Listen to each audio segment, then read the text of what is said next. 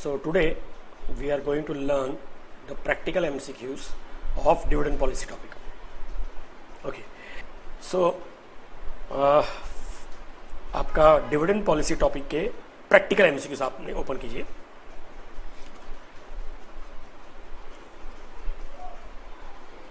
Okay. सो assume सबने ये open कर लिया होगा. तो इसमें हमारा सबसे पहला क्वेश्चन है question number 73. Okay.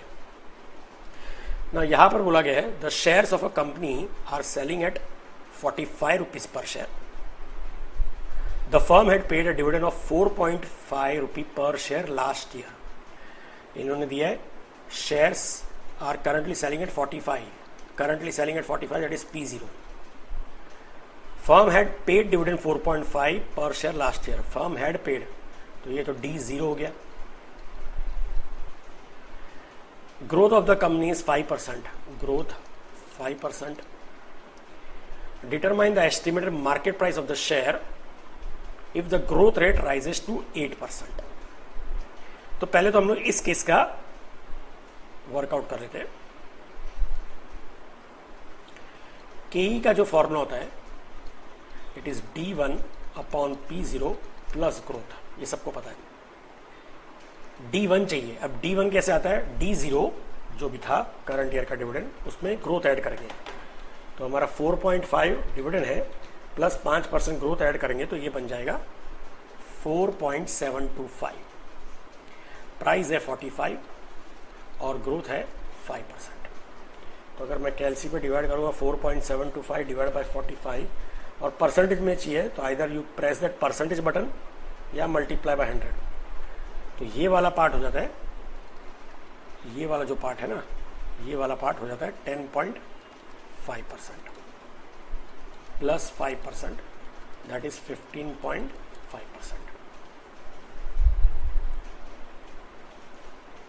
Okay. So ये हो गया की. अब बोल रहे हैं कि if the anticipated growth rate rises to 8%, determine the market price.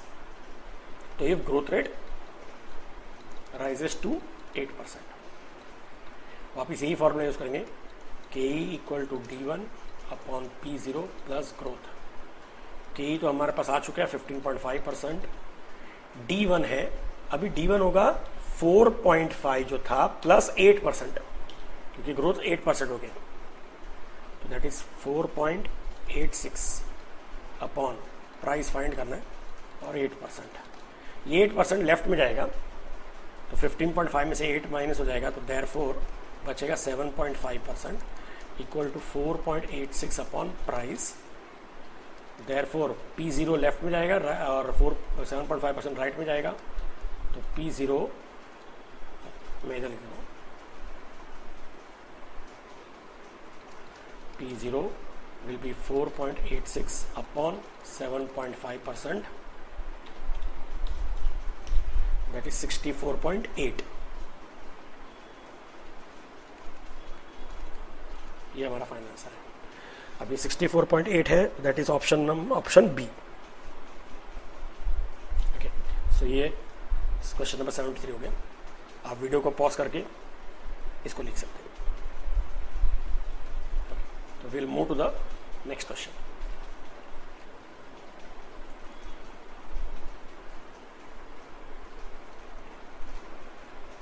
Question number 74 में लिखा है रोजा लिमिटेड हैज 1,20,000 शेयर्स. अब यहाँ पर कुछ प्रिंटिंग मिस्टेक्स है, मैं आपको बताते रहता हूँ, आप चेंज करते रहिए टेक्स्ट बुक में. रोजा limited has 1,20,000 shares selling at 20 rupees है. वो गलती से 720 है, तो 720 नहीं है, 20 है, खाली 20 rupees per share. The company hopes to make a net income of again 3,50,000 है, 73,50,000 नहीं है, एक 7 कैंसिल कर दीजिए.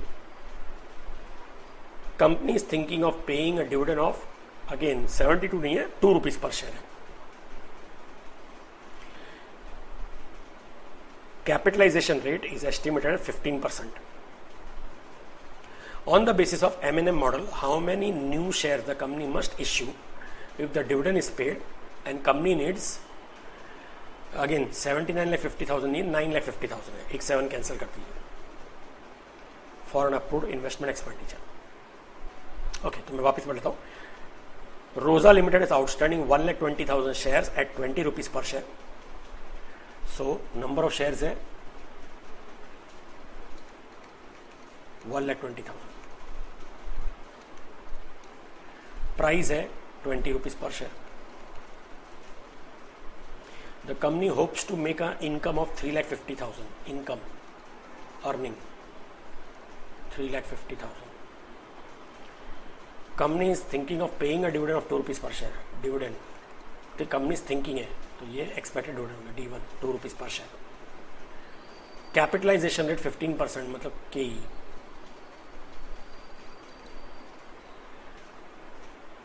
And investment amount required is 9,50,000. I. So how many new shares the company must issue? तो बहुत सिंपल है। सबसे पहले अगर हमारी अर्निंग है 3,50,000, इसमें से हम लोग पहले डिविडेंड पे करेंगे। सो 1,20,000 शेयर्स है, सब पे 2 रुपये डिविडेंड पे करेंगे तो 2,40,000 हमारा चला जाएगा। तो हमारे पास बचेगा 1,10,000। This is available surplus. ये पैसे को हम लोग यूज कर सकते हैं बिजनेस में इन्वेस्ट करने के लिए। बिजनेस में चाहिए कितना टोटल? 9,50,000। उसमें से 1,10,000 हमारे पास ऑलरेडी है जो ऊपर से आया अभी। तो अभी भी हम लोग को 8,40,000 की जरूरत है ना। इसके लिए शेयर्स इश्यू करेंगे ना। शेयर्स क्या प्राइस पे इश्यू करेंगे, लेट अस सी वो कि कैसे करेंगे। तो प्राइस जो होता है P1, इसका मैं इधर लिख देता हूँ। प्राइस आफ्टर 1 ईयर का फॉर्मूला होता है, जो आज का प्राइस है 20, हमारा एक्सपेक्टेशन है 15% हम लोग को एक्स्ट्रा चाहिए, मतलब 15% रिटर्न मिलना चाहिए। तो 20 शुड बिकम 23। उसमें से हम लोग 2 रुपये डिविडेंड दे चुके, मतलब 20 रुपीज़ का शेयर है, शेयर होल्डर को 15% रिटर्न मिलना चाहिए। तो 20 पे 15% 3 रुपये होता है।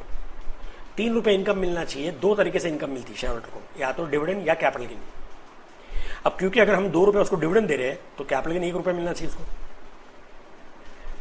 तो 1 रुपये कैपिटल गेन के लिए, जो आज शेयर का प्राइस 20 रुपये है, वो 1 साल बाद कितना बनना चाहिए? 21। तो 1 रुपये कैपिटल गेन हो जाएगा। सो अगेन सेकेंड, प्राइस आज का 20 है, KE 15%। ये मेरे लिए कॉस्ट है, कंपनी के लिए कॉस्ट है, but for shareholder it is return.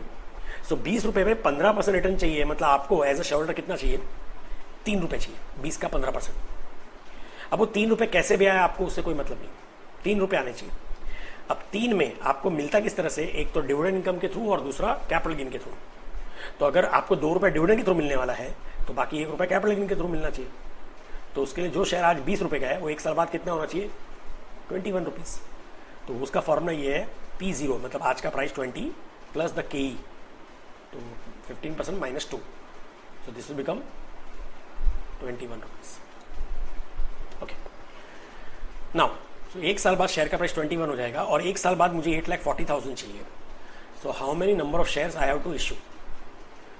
सो एक शेयर इश्यू करूंगा तो 21 आएगा। तो 8,40,000 के लिए मुझे कितने शेयर इश्यू करने पड़ेंगे? 8,40,000 divide by 21, which gives me 40,000 shares. तो ये आपका ऑप्शन हो गया ए। Is that clear? आप पॉज करके कॉपी कर लीजिए।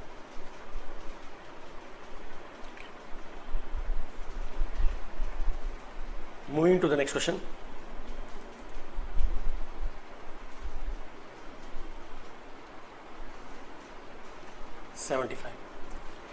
अगेन यहाँ पे पहले जो प्रिंटिंग मिस्टेक है वो बताता हूँ। फर्स्ट लाइन पे 710 रुपीज़ शेयर का प्राइस लिखा है, वो सिर्फ 10 रुपीज़ है, 7 कैंसिल कर दीजिए। थर्ड लाइन पे डिविडेंड ऑफ 72 है, वो सिर्फ 2 रुपीज़ पर शेयर है, अगेन 7 कैंसिल कर दीजिए। Okay, so will do question number 75। Rama limited has 1 lakh equity shares of 10 each. ये भी सिमिलर टाइप का ही सम लग रहा है। नंबर ऑफ शेयर्स है 1 lakh. Shares are currently been quoted at par. Currently quoted at par मतलब price today is 10 rupees only. The company now intends to pay dividend of 2 rupees per share. Company intends to pay, तो expected dividend 2 rupees per share. and it belongs to a risk class whose appropriate capitalization rate is 15%. KE 15% है. Using M&M model and assumption of no tax, ascertain the price of the company shares at which is likely to prevail at the end of the year when dividend is declared and when no dividend is declared. Okay. So if dividend is declared or a dividend not declared,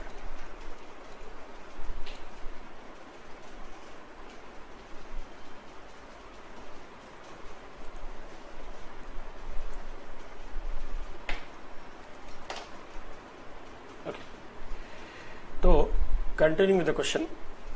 पहले तो price एक साल बाद क्या होगा वो हम लोग वर्कआउट कर लेते हैं. वही पूछा एक्चुअल में. P1 जैसे प्रीवियस समय में बताया था. आज क्या शेयर का प्राइस है? आज शेयर का प्राइस 10 रुपये. KE 15% है, मतलब कंपनी के लिए कॉस्ट 15% है, but you are the share holder. जो मेरे लिए कॉस्ट है वो शेयर होल्डर के लिए रिटर्न होता है. तो योर रिटर्न एक्सपेक्टेड इज 15%. सो 10 रुपये के इन्वेस्टमेंट में 15% रिटर्न चाहिए, मतलब 1 रुपये 50 पैसा आपको चाहिए. अब 1 रुपये 50 पैसा अगर आपको चाहिए और उसमें से डिविडेंड आपको मिल रहा है कितना, मतलब 1 रुपये 50 पैसा आपको मिलना चाहिए. अब दो तरीके से मिलता है, डिविडेंड और कैपिटल गेन. अब ऑलरेडी आपको डिविडेंड मिल रहा है 2 रुपीज एज कैपिटल डिविडेंड. आपको मिलना चाहिए सिर्फ 1 रुपये 50 पैसा, आपको 2 रुपये मिल रहा है डिविडेंड. तो इसका मतलब 50 पैसा एक्स्ट्रा मिल रहा है. तो अभी आपको कैपिटल गेन नहीं होना चाहिए, कैपिटल लॉस होना चाहिए. तो लॉस कितने का होना चाहिए? 50 पैसे का लॉस होना चाहिए. सी 10 रुपये का 15% 1.5 रुपये मिलना चाहिए आपको. मिल रहा है आपको 2 रुपये डिविडेंड के थ्रू मिल रहा है. तो बाकी 50 पैसा आपको कैपिटल लॉस होना चाहिए. Is that clear? अगर ये एक दूसरे एग्जांपल से समझते हैं. सपोज आपको 30% रिटर्न चाहिए. 10 रुपये में 30% मतलब 3 रुपये मिलना चाहिए. 2 रुपये का डिविडेंड मिल रहा है तो 1 रुपये कैपिटल गेन मिलना चाहिए. 1 रुपये कैपिटल गेन मिलना चाहिए तो शेयर का प्राइस एक साल बाद 11 होना चाहिए. अब इधर आपको 15% रिटर्न चाहिए. 10 पे 15% 1.5 चाहिए. बराबर है. 10 का मैं ऐसे लिखता हूँ. 10 का 15% आपको 1.5 रिटर्न मिलना चाहिए. दो तरीके से, डिविडेंड और कैपिटल गेन. अगर डिविडेंड 2 रुपये मिल रहा है तो कैपिटल गेन में लॉस होना चाहिए 50 पैसे का. बराबर. तो ही तो 1.5 होगा. तो एक साल बाद प्राइस क्या होना चाहिए? 10 माइनस 0.5 लॉस करके 9.5 ये होना चाहिए. और डिविडेंड जब डिक्लेयर ही नहीं होगा तो वही जो 1 रुपये 50 पैसा है, अगर डिविडेंड ही नहीं मिलने वाला है तो पूरा 1.5 कैपिटल गेन होना चाहिए. तो शेयर का प्राइस क्या होना चाहिए? 1.5 कैपिटल गेन मिलने के लिए 11.5. तो if dividend is declared share price should be 9.5. Dividend not declared 11.5. So ये ऑप्शन हो गया आपका D. Is that clear? So आप पॉज करके लिख सकते हैं. Will move to the next question.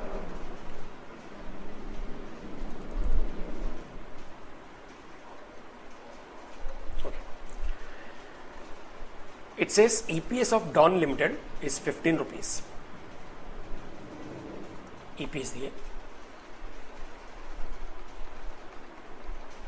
Okay. Cost of capital is 16%.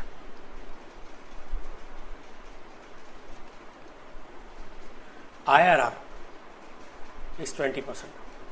Internal rate of return. And retention ratio is 40%. Retention मतलब balance transfer to reserve. What is the market price per share as per Walter model?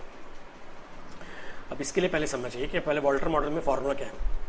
Price का formula है D plus R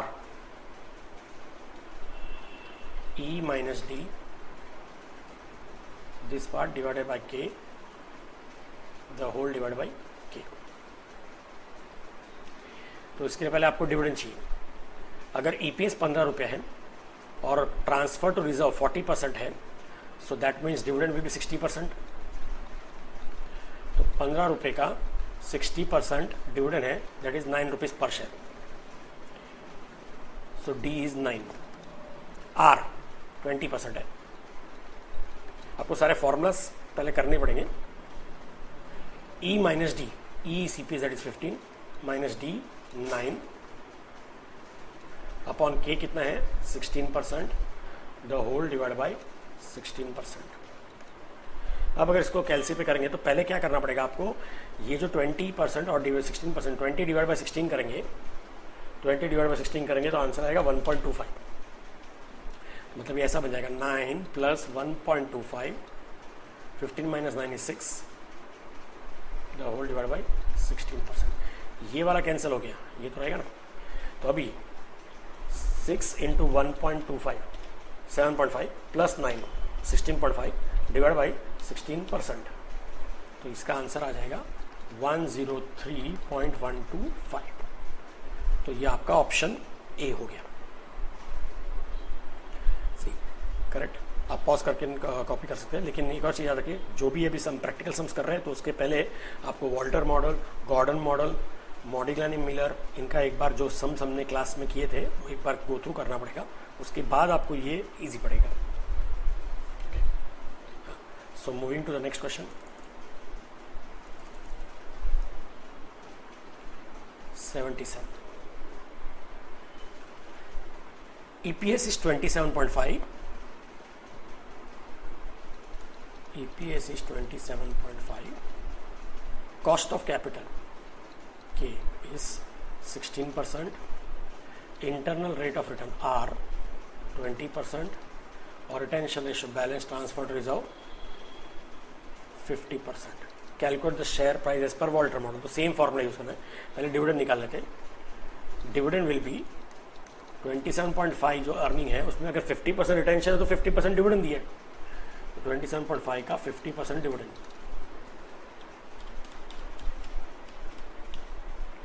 ये हो जाएगा आपका 13.75। Okay, so as per Walter model price equal to D plus R E minus D upon K the whole divide by K। D है 13.75 plus R है 20%, E minus D 27.5 minus 13.75 upon K 16%, the whole divide by 16%। तो पहले 20 divide by 16 करेंगे तो 1.25 आ जाएगा, मतलब ये जब हम कैंसिल करें 20 और 16 तो इधर आ जाएगा 1.25। तो ब्रैकेट 13.75 इंटू 1.25 प्लस बाहर ब्रैकेट के बाहर भी 13.75 ऐड होगा, तो ये हो जाएगा 30.9375 डिवाइड बाई 16%, ये हो जाएगा 193.359, तो 193.36 हो जाएगा। तो ये हमारे बुक में ऑप्शन है B.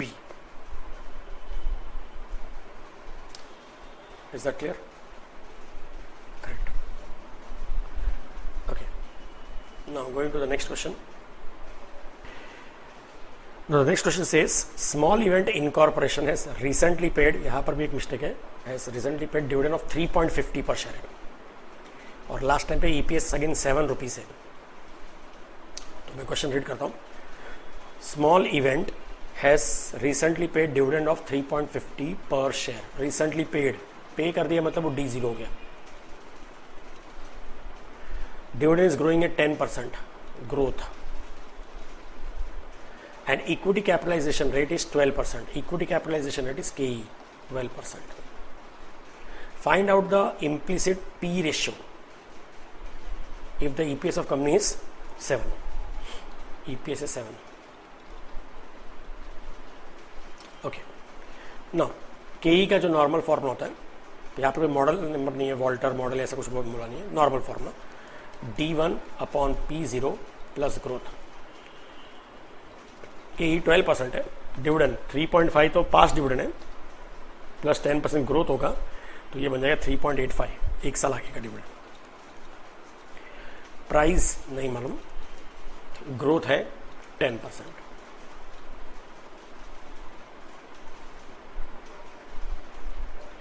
ये 10% लेफ्ट में जाएगा तो माइनस हो जाएगा, 2% इज 3.85 अपॉन प्राइस।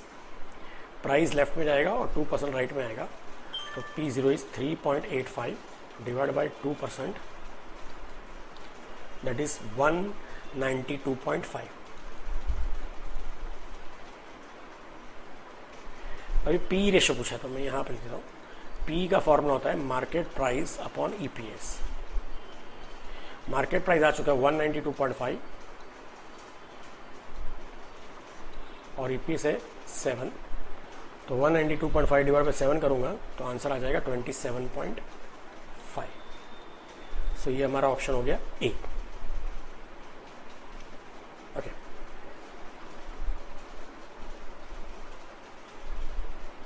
ये क्वेश्चन नंबर 79 था।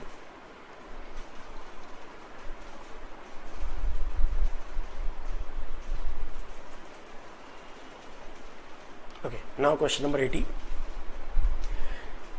Current price of the share of X Limited, again इसमें भी mistake है, current price is 60 rupees, only 60, and it has just paid dividend per share is 4 rupees, only 4 rupees.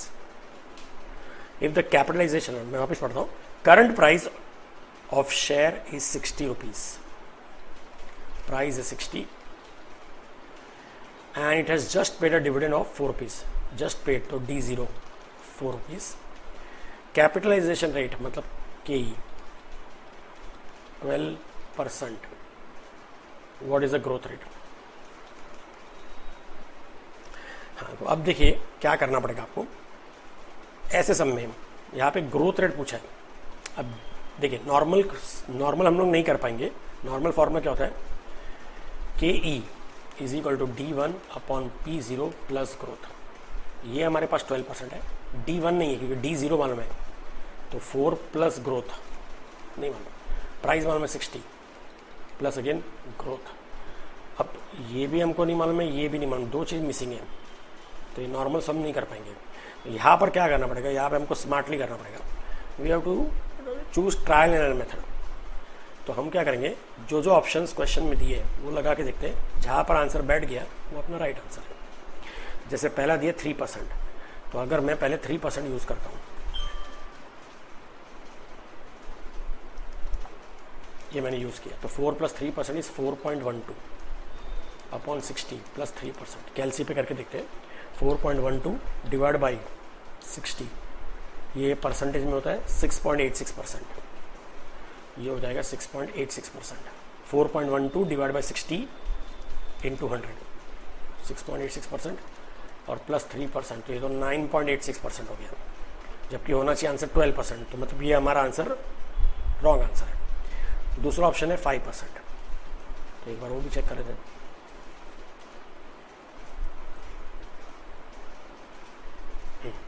तो 4 plus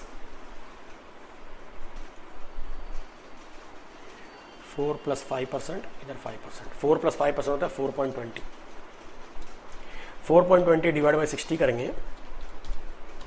ये हो गया 7% into 100 plus 5%। 7 plus 5%, 7 plus 5 12, तो ये right बैठ गया, मतलब आंसर इज बी। तो हमने ऐसा ट्रायल एंड एरर क्यों किया? द रीज़न इज क्योंकि मैंने आपको बताया यहाँ पर भी हमारा ग्रोथ आ रहा था जी, यहाँ पर भी जी आ रहा था, 2 जी पॉसिबल नहीं था, आंसर सॉल्व नहीं हो पा रहा था, इसलिए ट्रायल एंड एरर मेथड कर लिया। I hope you understood this. Thank you. So you can note down. Moving to the next question.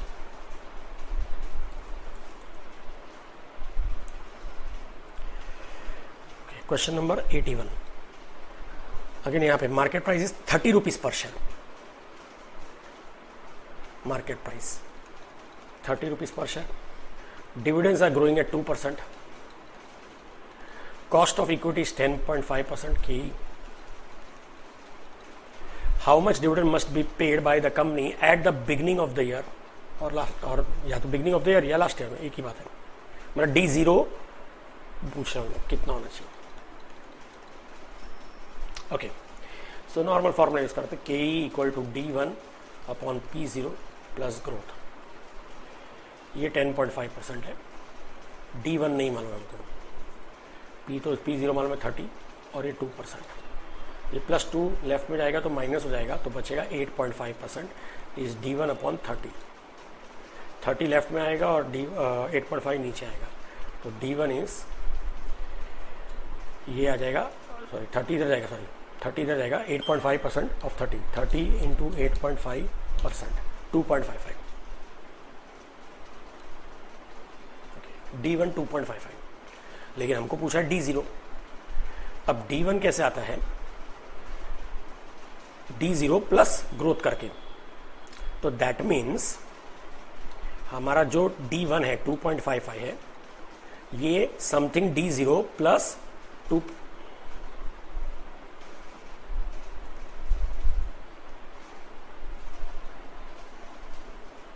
D0 plus growth 2% add करना है।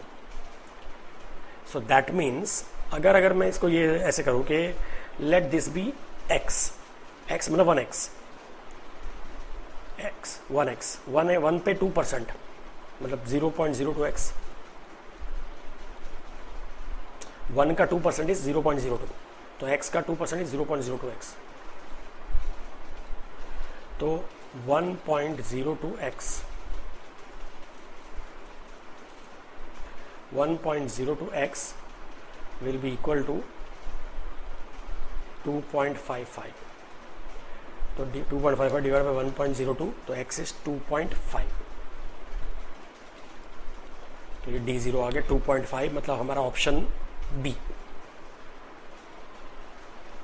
आप ये नोट डाउन कर सकते हैं, पॉज कर। So now moving to the next question.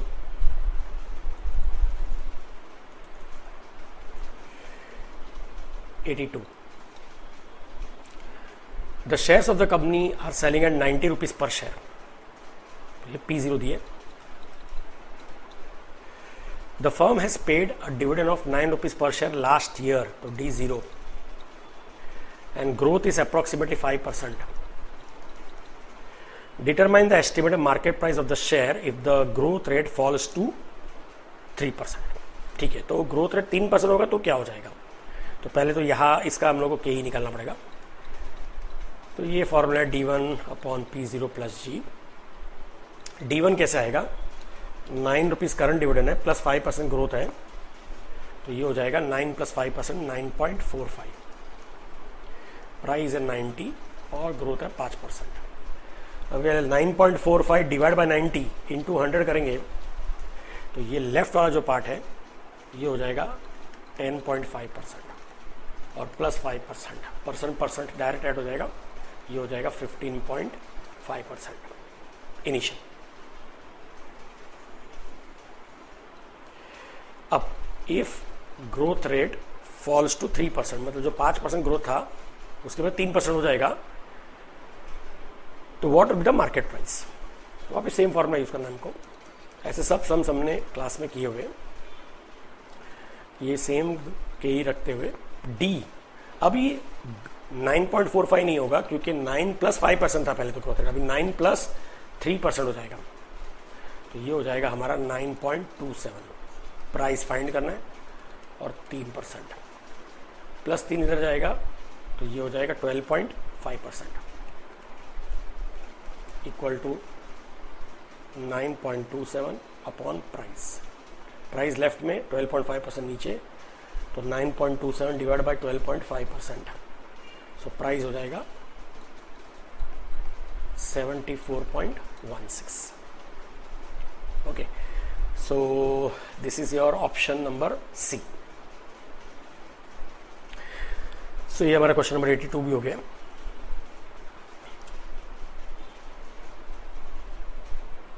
आप pause करके देख सकते हो, लिख सकते हो सर।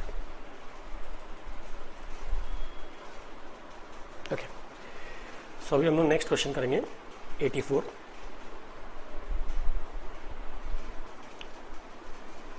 ना 84 में क्वेश्चन में ऐसा दिया है,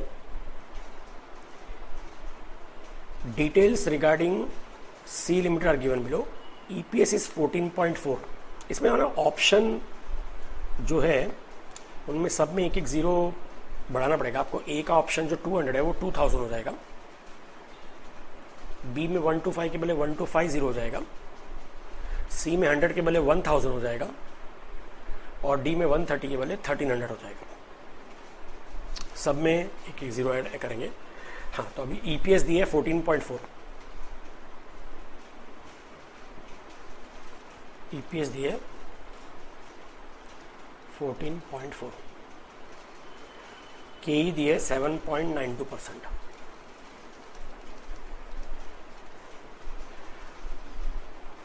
are that is rate of return 8.64%, और retention ratio that is balance transfer reserve 90%. Market price as per Gordon model is. अब गॉर्डन मॉडल का फॉर्मूला ये है प्राइस का, E 1 माइनस बी अपॉन के E minus B are. E है 14.4, 1 minus balance transfer reserve 90%. 90% मतलब 90 upon 100 होता है, तो कैलसी पे करेंगे तो 0.90 होता है. के ई 7.92%, तो 7.92 डिवाइड बाई 100, ये हो जाएगा 0.0792 माइनस बी आर, मतलब बी इंटू आर. बी है 90% मतलब 0.90, आर है 8.64% मतलब 8.64 डिवाइड बाई 100, तो हो जाएगा 0.0864.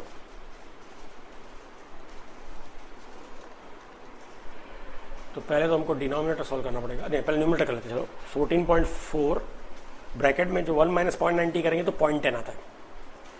14.4 इंटू 0.10 करेंगे तो 1.44 हो जाएगा. 0.0792 माइनस 0.90 इंटू 0.0864, ये हो जाएगा 0.07776. अब डिनोमिनेटर को सॉल्व करेंगे. 0.0792 माइनस 0.07776, तो डिनोमिनेटर हो जाएगा, मैं लिखता हूँ 0.0 एक और 0 144 और 1.44 डिवाइड बाई 0.00144, सो ये हो जाएगा 1000 रुपीज़. सो हमारा आंसर हो जाएगा सी. ओके, नाउ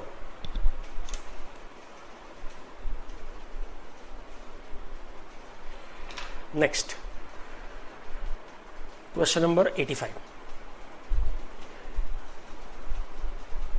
तो ये नोट डाउन कर लीजिए क्वेश्चन को.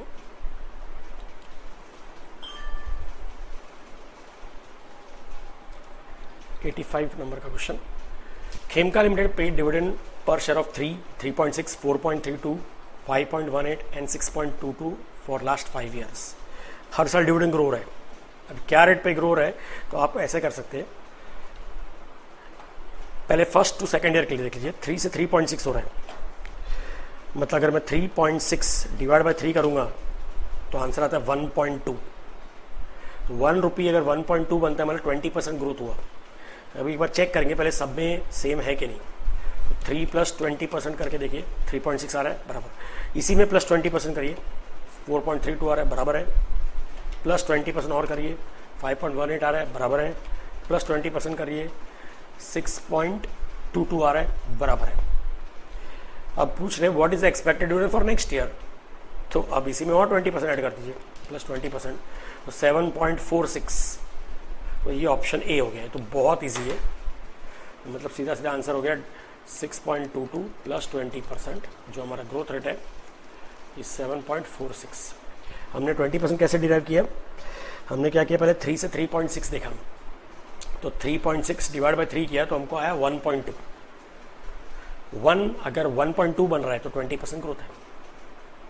Easy. Next question 86. Market price per share of WX is 400 rupees per share at 50% retention ratio. एक minute.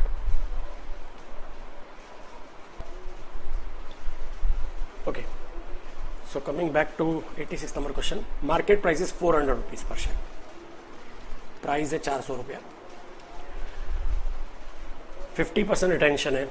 Balance transfer to reserve 50% है. गॉर्डन मॉडल यूज करना है. Cost of equity is below required rate of return. K is below required rate of return, मतलब K is less than R. If the firm increases its retention ratio,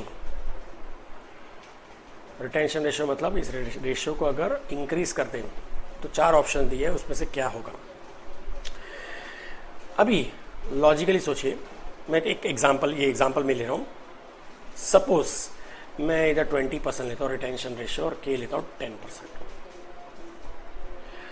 अभी हमारा Walter model, Gordon model का formula क्या है?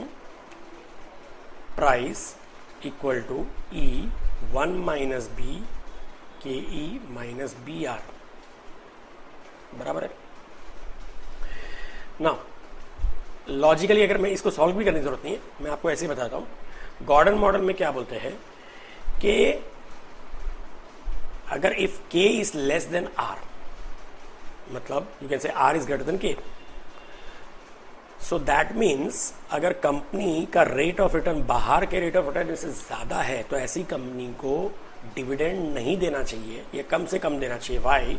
Because अगर बाहर की company 10% कमा रही है और हमारी कंपनी 20% कमा रही है, हम ज़्यादा अच्छा कमा के दे रहे हैं कस्टमर्स को या शेयर होल्डर्स को, तो ऑब्वियसली शेयर होल्डर का पैसा हमारे पास ही रहना चाहिए. अब अगर हमारे पास ही रहना चाहिए मतलब such company should give minimum dividend. अब इसका तो ही प्राइस हाईएस्ट होगा. मतलब ऐसे केस में जहां पर आर इज ग्रेटर देन के, जो ये केस है, company should give minimum dividend, तो दैट इज मैक्सिमम रिटेंशन. जितना ज्यादा रिटेंशन करेंगे उतना शेयर का प्राइस बढ़ेगा. अब यहां पर क्या बोल रहे हैं? The firm increases retention ratio, तो अगर रिटेंशन रेशियो इंक्रीज करेंगे तो शेयर का प्राइस तो बढ़ेगा ही ना. तो अभी के जो प्राइस है उससे बेटर हो जाएगा. तो the price of share will increase and will go about 400. तो answer will be B. Is this clear? मैं वापिस आपको समझाता हूं. के इज लेस देन आर बोला है, मतलब आर इज मोर देन के. मतलब दूसरी कंपनी 10% कमा रही समझो, तो हम 20% कमा रहे.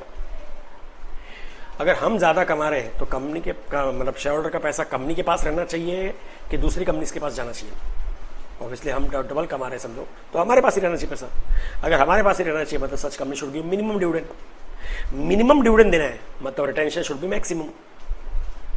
अगर मैक्सिमम रिटेंशन होगा तो ही शेयर का प्राइस सबसे ज्यादा होगा.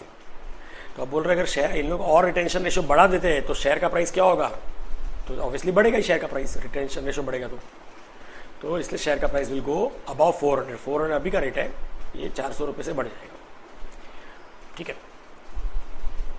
नोट डाउन कर सकते हैं. बी इसका आंसर अभी 87 था.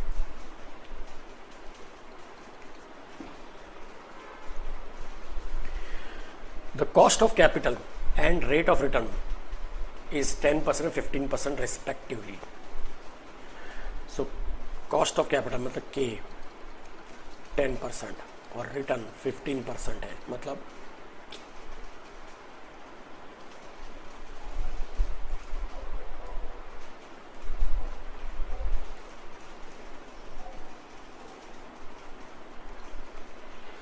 R is greater than K है. अब यहां पर बोल रहे हैं कंपनी के पास 10 लाख शेयर्स ऑफ 10 ईच है. Its EPS is 7.5. Calculate the value of the share using Walter's model assuming all earning are distributed as dividend. पूरा का पूरा अर्निंग डिस्ट्रीब्यूट कर दिया ऐसा डिविडेंड. सो मतलब पूरा अगर डिस्ट्रीब्यूट कर दिया तो डी भी 7.5 हो गया.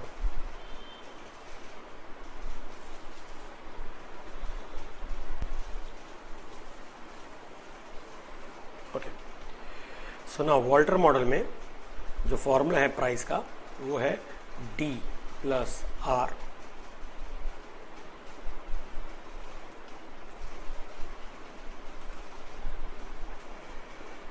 D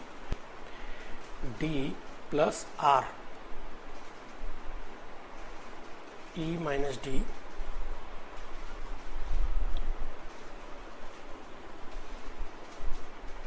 this divided by k, the whole divided by k. अच्छा, so d है 7.5 plus r 15%, e minus D 7.5 minus 7.5 divide by k है 10%, द होल डिवाइड बाई 10%। अभी ये पार्ट हो गया आपका 0, 7.5 है, तो 0 into anything divide by this will be 0, मतलब 7.5 plus 0 upon 10%, 7.5 upon 10% that will give you 75 rupees. मतलब इसका ऑप्शन आंसर आ गया आपका ए।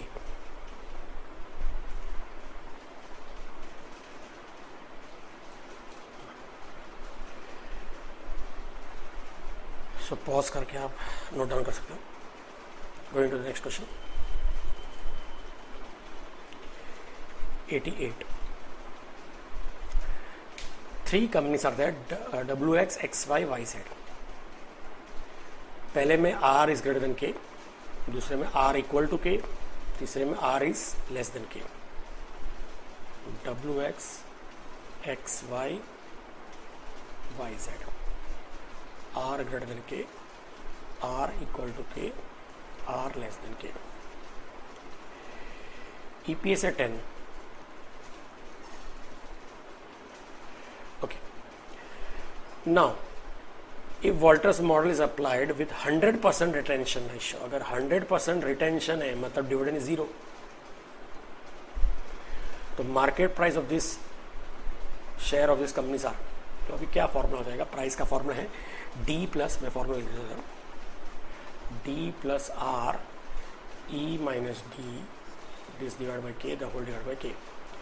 अगर डिविडेंड 0 है, तीनों में 0, R पहले में 15%, दूसरे में 10%, तीसरे में 8%। E माइनस डी, तो 10 माइनस 0 10 ही होता है।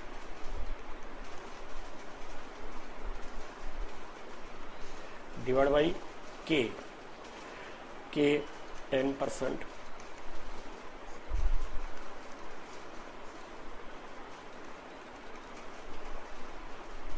The whole divide by K।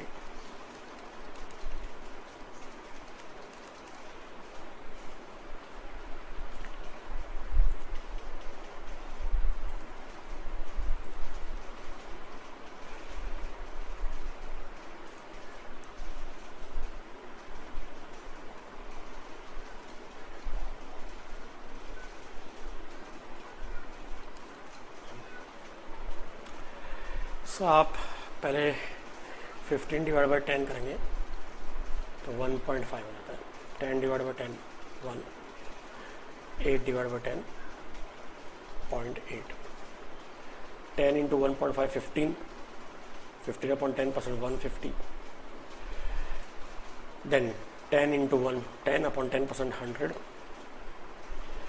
10 into 0.8 8 rupees upon 10% 80, तो 150 100 और 80 हो जाएगा। So that is the last option, that is D. So correct answer will be D. आप नोट डाउन कर सकते हैं।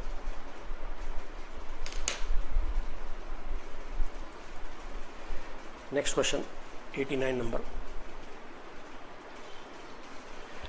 A Limited is foreseeing a growth rate of 12% per annum in the next 2 years.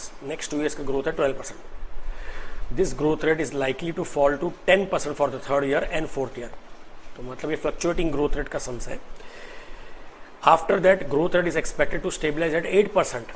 मतलब बाद में 4 साल के बाद तो growth rate 8% forever हो जाएगा। If the last dividend which was paid was 2.7 per share and investors required rate of return is 16%. Investor मतलब you are the share holder, तो आपका एक्सपेक्टेशन 16% है।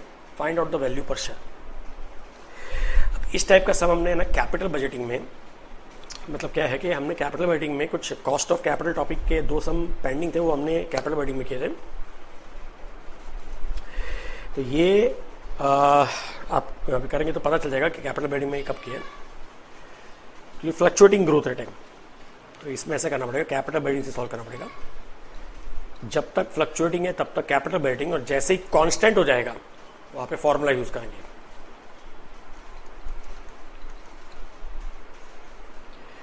पहले साल डिविडेंड, पहले साल 2.7 प्लस 12% ग्रोथ, तो 3.024 हो जाएगा डिविडेंड। इसमें प्लस 12% दूसरे साल भी, तो 3.386 मतलब 3.39 कर दीजिए। इसके बाद 10% ग्रोथ है, प्लस 10% करेंगे तो 3.725 मतलब 3.73 कर लेते हैं, प्लस 10%, तो इसमें 4.098 मतलब 4.10 हो गया।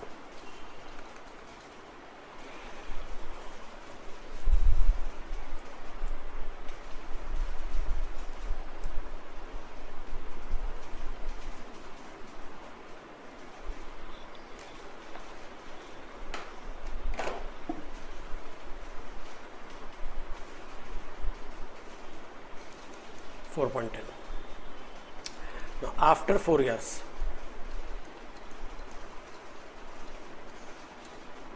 ग्रोथ कांस्टेंट हो गया, तो नॉर्मल फॉर्मूला यूज करेंगे। अभी नॉर्मली अभी हम लोग को क्या करना है, 4 साल के बाद जब ग्रोथ कांस्टेंट हो गया और ग्रोथ रेट कम हो गया है, अब हम लोग शेयर बेचना चाहेंगे, तो we want to sell the shares at price after 4 years, P4 का प्राइस चाहिए। अब नॉर्मल फॉर्मूला होता है D1 upon P0 plus growth, but हमको प्राइस कब का चाहिए, P0 नहीं चाहिए, 4 साल बाद का चाहिए। तो अगर P0 के बदले हमको क्या चाहिए, P4 चाहिए, P4 चाहिए तो D5 होगा, क्योंकि D1 है तो P0 होता है, नीचे P0 तो ऊपर D1 एक साल आगे का, तो नीचे P4 चाहिए तो ऊपर एक साल आगे D5 का। अब यहां पर बोला investor require rate of return 16%।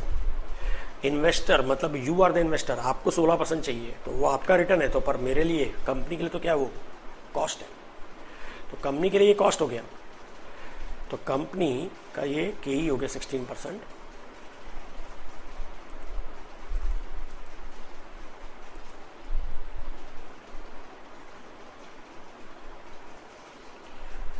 D5 तो जो D4 था प्लस 8% ग्रोथ,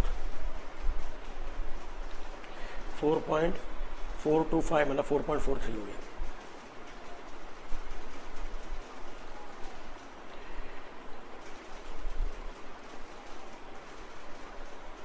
%8 लेफ्ट में जाएगा तो माइनस हो जाएगा, 16 minus 8 8%, 8% equal to 4.43 upon P4 left में 8% डिनोमिनेटर बन जाएगा, 4.43 डिवाइड बाई 8%, तो प्राइस हो जाएगा 55. P4 will be 55.375.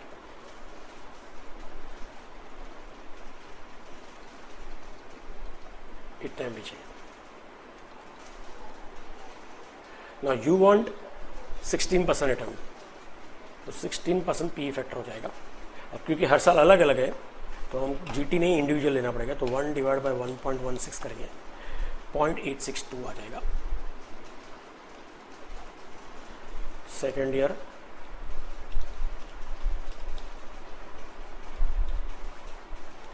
0.743, third year 0.640,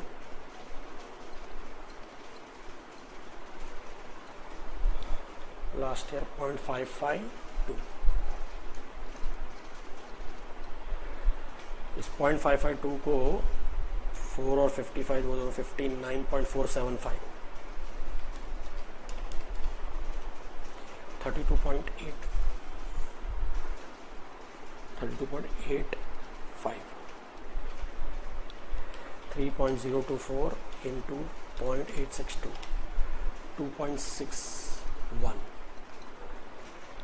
3.39 into 0.743, 2.52,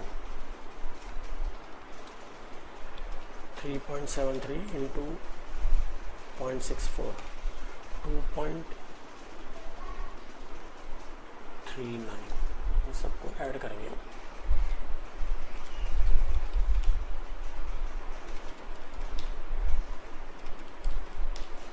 ये हो जाएगा 40.36, ये हो गया PV इनफ्लो। अच्छा, अभी you want exact PV inflow minus PV outflow NPV. मुझे चाहिए इन्वेस्टर को 16% मिले। अगर एनपीवी पॉजिटिव आता है मतलब you are getting more than 16%, अगर एनपीवी नेगेटिव आता है मतलब you are getting less than 16%। I want you to earn exact 16%, तो एनपीवी क्या होना चाहिए? 0। तो आज इन्वेस्टर का आउटफ्लो होना चाहिए 40.36। आज आप लोग का आउटफ्लो 40.36 होना चाहिए, तो शेयर का प्राइस 40.36 होना चाहिए। तो मुझे 4 ऑप्शंस दिए, उसमें नियरेस्ट वाला लेना पड़ेगा। So the answer will be 40.21, that is B. अभी हमारा ये हुआ थोड़ा सा फर्क इसलिए आ रहा है कि उन्होंने नीचे पी फैक्टर दिए थे, हमको वही लेने चाहिए थे, ठीक है, उसमें ज़्यादा कुछ खास फर्क नहीं पड़ेगा, कोई बात नहीं। तो अप्रॉक्सीमेटली वही आंसर आएगा। सो 89th का आंसर आ गया बी। बस 2 और क्वेश्चन है, यहाँ पे कॉपी कर लेना।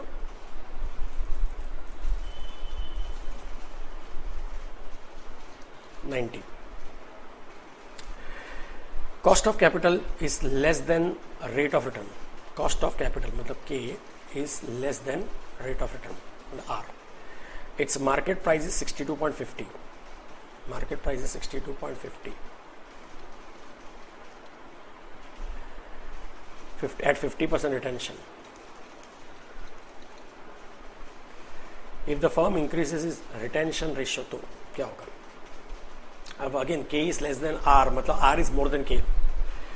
When R is greater than K, in such case मतलब हम लोग ज़्यादा कमा रहे हैं बाहर के कंपनीज के सामने, तो पैसा बाहर की कंपनीज में रहना चाहिए कि हमारे पास रहना चाहिए? हमारे पास ही रखने के लिए मतलब such company should give maximum dividend कि मिनिमम डिविडेंड? तो such company should give minimum dividend, तो शेयर का प्राइस मैक्सिमम होता है।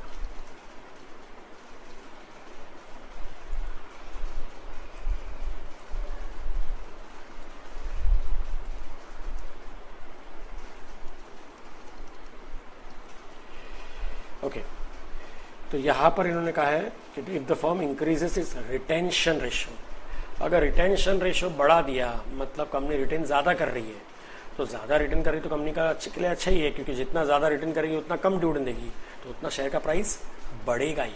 तो अभी जो प्राइस है उससे बढ़ेगा ही बढ़ेगा, तो इसका आंसर होगा 90 का answer B, that is its price will increase about 62.5।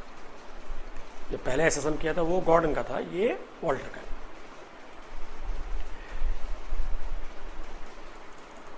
Last question, ये टॉपिक खत्म हो जाएगा। 91 EPS is 20 rupees, it's cost of capital 16%, IRR internal rate of return R 20% and retention ratio 50%. What will be the market price of share of Kalki Limited as per dividend growth model? Okay. Now, let's see. Coming to this question, EPS is 20, cost of capital is 16%, R is 20%, retention is 50%. What is the market price as per dividend growth model? Now, dividend growth model. अभी हमारा growth model, तो growth model मतलब जिसमें growth आता है, growth किस में आ रहा है? खाली गॉर्डन्स मॉडल जो होता है उसमें ग्रोथ का फॉर्मूला होता है B into R, balance transfer reserve into R, ये हमने थियरी में भी बताया था। और इसीलिए जो गॉर्डन मॉडल है उसी को हमने कॉस्ट ऑफ कैपिटल में एक नाम भी सीखा था, डिविडेंड ग्रोथ मॉडल भी बोलते हैं। सो प्राइस का फॉर्मूला है E1 minus B upon KE minus BR।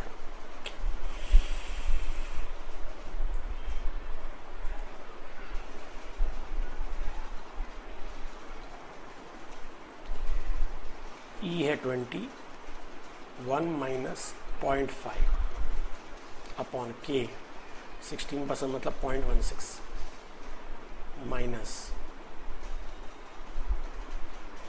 BR, तो दैट इज B इज 0.5।